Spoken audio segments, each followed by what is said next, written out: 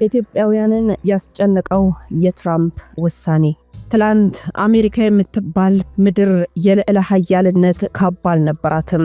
የብሪታንያ ንጉሳውያን በደብዳቤ የሚያዟት ግብር የምትገብር በቅኝ ግዛት ቀንበር ስር የጎበጠች ትንሽ ደሴት ነበረች።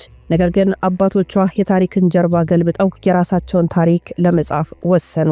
ታሪክ እንደሚነግረን አንድ ሐቅ አለ።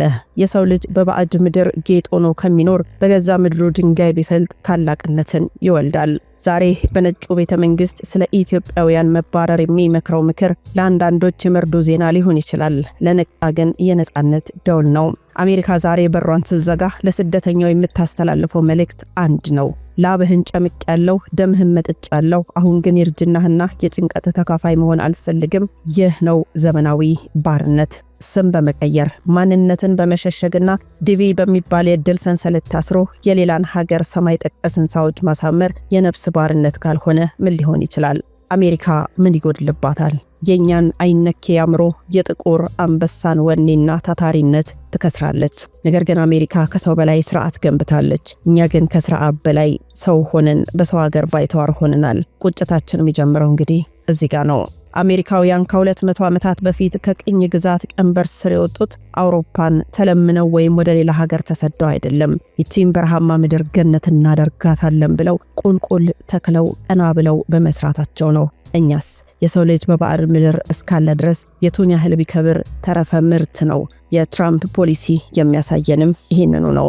ዛሬ ስም ስለተሳሳተ፣ ትላንት ስለዋሸህ ወይም ደግሞ ዛሬ ስለማትፈለግ እንዳሮጌ ልብስ ትጣላለህ። ይህ ጥሪ ወደ ራሴ መመለስ ጥሪ ነው። ጉልበትህ ለምን ለባዕድ ይፈሳል? በአሜሪካ ፋብሪካዎች የሚዝለው ትከሻ በኢትዮጵያ ወንዞች ግድብ ላይ ቢሆን ጨለማው ይበራ ነበረ። ዕውቀትህ ለምን ለባዕድ ይበራል? በውጭ ሆስፒታሎች የሰው ነፍስ የምትቀጥለው ጣትህ የገዛ ወንድምህን ቁስል ቢጠግን ኖሮ እናት ሀገር በሞት አትታመስም ነበረም። የዛሬው አሜሪካ ትላንት በቀኝ ግዛት ስር የነበረች ትንሿ አሜሪካ መሆኗን ካላስታወስን እኛም የነገዋን ታላቋን ኢትዮጵያ መፍጠር አንችልም። ባርነት በሰንሰለት መታሰር ብቻ አይደለም። የራስን ምድር ጥሎ የሌላውን ደጅ መጽናትም ባርነት ነው። ሰላም፣ ጤና፣ ፍቅር፣ በረከት ተመኘንላችሁ ውድ ቤተሰቦቻችን በያላችሁበት የዓለም ዳርቻ ሁሉ እንደምን ቆያችሁን? በአዲስ መረጃ ተገናኝተናል። ይህ አዲስ መረጃ በእርግጥ ባለፉት ሳምንታት በጣም በርካቶች የተቀባበሉት ትኩረትም ሰጥተው ዜና ሲሰሩበት የነበረ ብዙዎች የመከሩበት ርዕሰ ጉዳይ ነው። ነገር ግን አሁን ላይ ኢትዮጵያውያን በጣም ተረብሸው ነው ያሉት። ከዚህ በኋላም ደግሞ ዲቪ ሎተሪ ሞልተን ሄደን ህይወታችንን እናቀናለን ያሉ ብዙ ኢትዮጵያውያን አሉ። ያም ደግሞ ዲቪ ሎተሪ እንዲቋረጥ ዶናልድ ትራምፕ ባዘዘው መሰረት ተወስኗል ማለት ነው። ይህም በርካቶችን ያስደነገጠ ነው። ይህንን ነገር በጥልቀት መፈተሽ ፈልገን ነው ወደ እናንተ ያመጣ ነው። እናንተ ሐሳብ አስተያየት በእጅጉ ያስፈልገናል። አብራችሁን ስለምትሆኑ ከወዲሁ እናመሰግናለን። ሮማን ጸጋዬ ነኝ ከአክሱም ቲዩብ። እንደተለመደው በከበረው ስጦታችሁ በላይክ በኮሜንት በሼር እስከ መጨረሻው አብራችሁን ዘለቁ። ሰናይ ቆይታ ይሆንላችሁ። ታሪክ በደማቅ ቀለም የጻፈው አንድ እውነት አለ። ማንም ሰው በሌላው ቤት አልጋ ላይ ተኝቶ የቤቱ ጌታ ሊሆን አይችልም። ትላንት አሜሪካውያን በብሪታንያ ንጉሳውያን ጫማ ስር ሲረገጡ ዓለም የማይረቡ ምስኪኖች ይላቸው ነበረ። ነገር ግን እነዛ ሰዎች ከባዕድ ምድር የሚመጣላቸውን ትርፍራፊ ጥለው የራሳቸውን በረሃ ማረስ፣ የራሳቸውን ሕግ መቅረጽ፣ የራሳቸውን ነጻነት ማወጅ ሲጀምሩ ነው የዓለም ብርሃን የሆኑት። አሜሪካ ዛሬ የምትፎክርበት ልዕለ ኃያልነት የመጣው ከስደቷ ሳይሆን ከጸና እምነትና በገዛ አፈሯ ላይ ከፈሰሰው ላቧ ነው። ዛሬ ግን እኛ የት ነን? የአሜሪካ የኢሚግሬሽን ፖሊሲዎች የዲቪ መታገድ፣ የሰነድ ስህተት ፍለጋ፣ ጅምላ ስደት መስታወት ናቸው። ራሳችንን እንድንመለከት የሚያስገድዱ መስታወቶች። እነዚህ ፖሊሲዎች የሚነግሩን አንድ መራራ ሐቅ አለ። በሰለጠነ ባርነት ውስጥ የምትኖር ስደተኛ ነህ። ስምህን ቀይረህ እድሜውን ዋሽተህ ማንነትን ደብቀህ በሰው ሀገር የምትኖር ያ ዲቪ የሚባለው ሰንሰለት ዛሬ በጌታው ፍላጎት ሊበጠስ ተቃርቧል። ይህ ደግሞ እርግማን ሳይሆን የነጻነት ጥሪ ነው። ሀገርን ጥሎ መሄድ፣ ኢትዮጵያን ለጦርነት፣ ለድህነት፣ ለዝቅታ ጥሎ መሸሽ ማለት እናቱን በበሽታ አልጋ ላይ ጥሎ እንደመኮብለል ነው። አሜሪካውያን ሀገራቸውን ጥለው አልሸሹ። ይልቁንም ሀገራቸውን እንደ ራስ ለማየት ቆረጡ። የዘመናዊነት ባርነት ኪሳራ ነው የሚቀርባችሁ። የአሜሪካን ግዙፍ ህንፃዎች የሚገነቡት፣ ሆስፒታሎቿን የሚያንቀሳቀሱት፣ ቴክኖሎጂዋን የሚቀርጹት የኢትዮጵያና የሌሎች ስደተኞች ብሩህ አእምሮ ናቸው። እኛ በሰው ሀገር ሰራተኛ ስንባል እናት ሀገራችን ግን በልጆቿ ናፍቆትና እጥረት ትታመሳለች።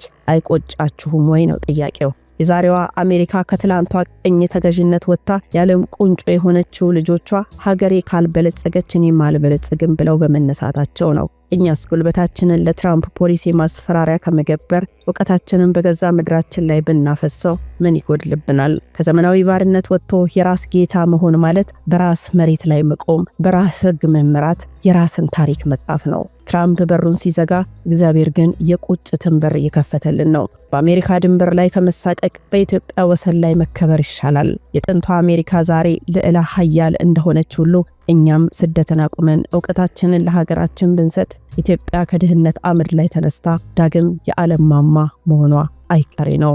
ይህ ሐሳብ የሁለት ዓለማት ሚዛን ነው። ቁሳዊው ስልጣኔና መንፈሳዊውን ጥልቀት የምንፈትሽበት ታላቅ ጥያቄ ነው የዛሬው መረጃችን። አሜሪካን ስደተኞችን ስታባረር የምታተርፈው የፖለቲካ ድል ቢመስልም የምታጣው ግን የነፍሷን የላቧን ምንጭ ነው። በትራምፕ አይን ሲታይ አሜሪካ የውስጥ ደህንነቴን አጠናክራለሁ፣ የመንግስት ወጪን እቀንሳለሁ፣ ስራ ለዜጎቼ ብቻ አደርጋለሁ ትላለች።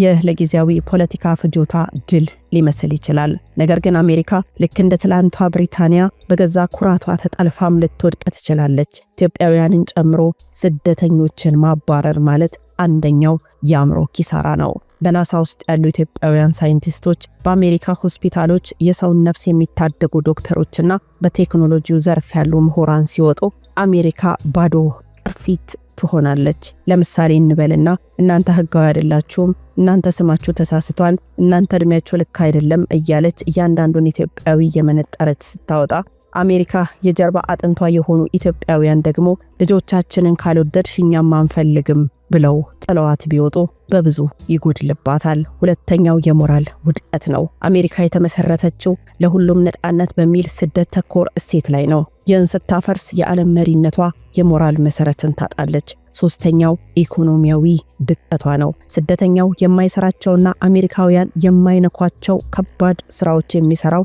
ጠንካራው የኢትዮጵያ ጉልበት ሲወጣ የኢኮኖሚው አከርካሪ ይመታል።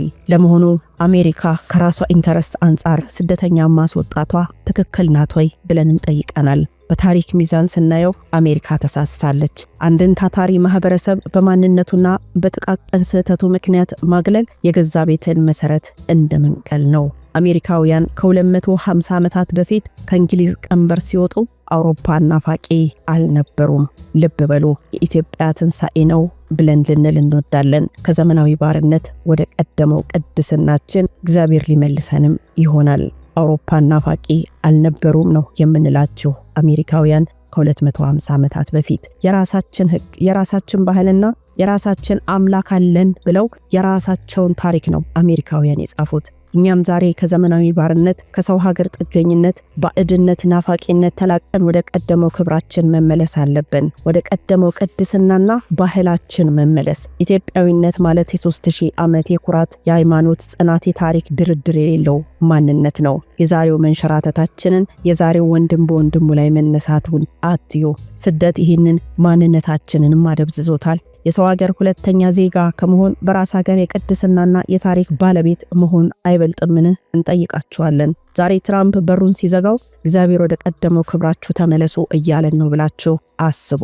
የራስ ጌታ መሆን ከፍታው ብዙ ነው። አሜሪካ ዛሬ የምትፎክርበትን ስልጣኔ የገነባችው የራሷን እሴት አክብራ ነው። እኛም የስደትን ስነ ልቦና ሰብረን በምድራችን ላይ ያለውን ወርቅና ለም መሬት በእውቀታችን ብናለማው ኢትዮጵያ እንደ ትላንቷ አሜሪካ የዓለም ተፈሪ ትሆናለች። የውጭ ናፋቂነት ልባችንን አውሮፓና አሜሪካ ላይ ጥሎታል። ነገር ግን እውነተኛው ስልጣኔ የሚጀምረው የገዛ ባህላችንን፣ ሃይማኖታችንን፣ የታሪክ እሴቶቻችንን ከመጠበቅ ነው። እንደ ትላንቷ ታናሿ አሜሪካ እኛም ዛሬ ከድህነትና ከውርደት ወጥተን ታላቅ መሆን እንችላለን። ይህ የሚሆነው ግን በሰው ደጅ ስንቆም ሳይሆን እውቀቴን ለሀገሬ፣ ጉልበቴን ለምድሬ ብለን ስንነሳ ነው። በሰው ሀገር ባርነት ከሚገኝ ዶላር ይልቅ በራስ ሀገር በነጻነት የሚበላ ዳቦ ይጣፍጣል። የኢትዮጵያ ልጆች ሆይ ክብራችን ያለው በባዕድ ፖሊሲ ስር ሳይሆን በራሳችን ጽኑ መሰረት ላይ ነው። እናም አትፍሩ። ወደ ቀደመው ቅድስናችን፣ ታሪካችን እንመለሳለን። ያኔ አሜሪካን እንድትቀበለን ሳይሆን እኛ ለዓለም ብርሃን እንድንሆን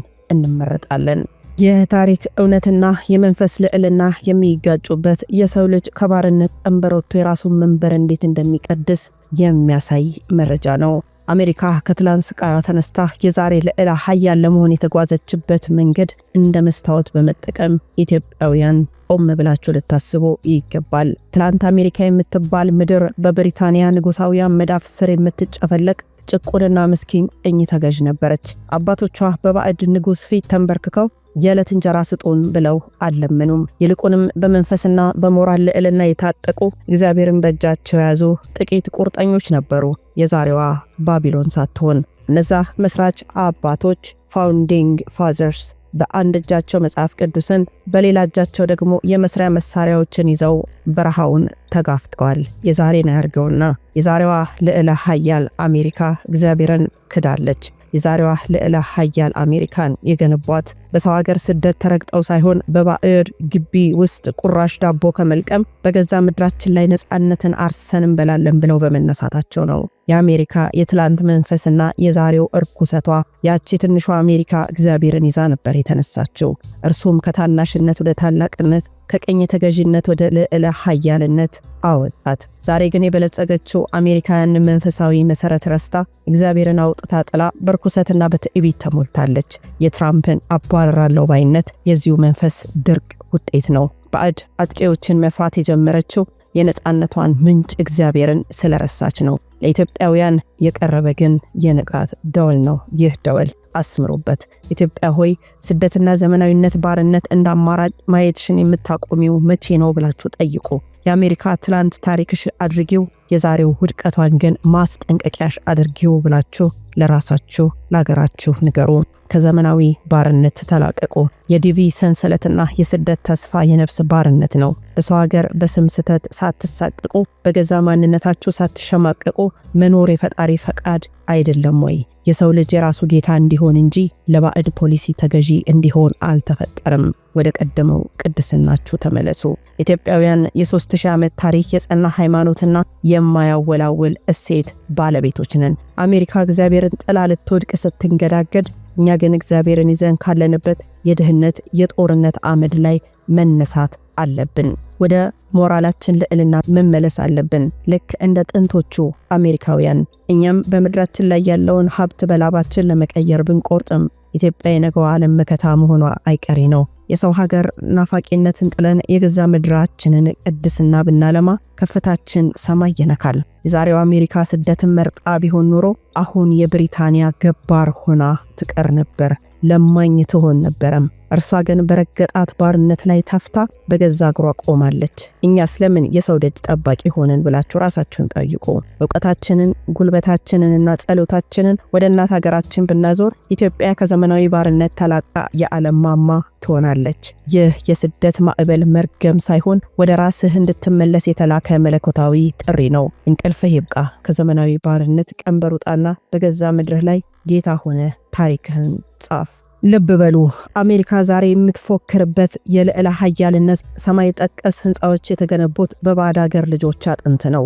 አሜሪካ ስደተኞችን እንደ መወጣጫ መሰላል ተጠቅማባቸዋለች። ዛሬ ግን ጫፍ ላይ ስትደርስ መሰላሉን ሰባብራ ልጥለው ቆርጣ የተነሳች ሀገር ሆናለች። ባሮች ናችሁ፣ እድፋችሁ ለቤት አይመጥንም ብላ አንቅራ ስትተፋ የረሳቸው አንድ ነገር አለ። ያለ ስደተኞች ላብ አሜሪካ ባዶ በረሃ መሆኗን። አሜሪካ በስም ስህተት በጥቃቅን ሰበቦች ስደተኞችን ማባረሯ ዓለምን ለባዕድ አትታመኑ እያለች ነው። ይህ የትራምፕ ፖሊሲ ለአፍሪካውያን በተለይም ለኢትዮጵያውያን ትልቅ መርዶ ሳይሆን ትልቅ የቤት ስራ ነው። በሰው ቤት ጌጥ ከመሆን በራስ ቤት መሰረት መሆን እንደሚሻል የታሪክ ምስክሮች አሉ። የሀገር ወዳድነት ተምሳሌቶች አሉ።